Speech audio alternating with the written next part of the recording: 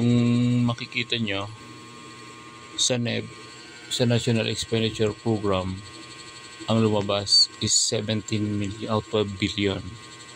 Ngayon, pagdating sa GAA is 30 billion.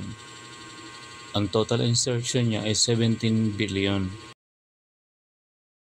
As far as flood control project are concerned, iyan ninyo si Martin Romualdez na hindi pwede chap-chapin ang classroom construction na 5 billion. Kaya kung makikita ninyo sa budget proposal na approved ng Office of the President, ang sinasabi naman dito ni Sara, ni Vice President, is ang pondo daw nila galing kay NEP na approve is 5 billion. Ngayon, pagdating naman niya sa GAA, naging 15 billion. So, ibig sabihin, may insertion naman tayo na almost 10 billion.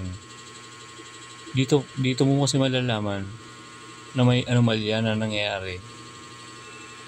Pag galing kasi sa NEP at pagdating kay GAA is nagbabago yung total amount. Kaya ang ginagawa ni Sara is pinapakasuhan na ngayon si Romualdez. Ngayon, ang problema kasi hindi nila pwedeng kasuhan si Romualdez kasi nasa legislative sila.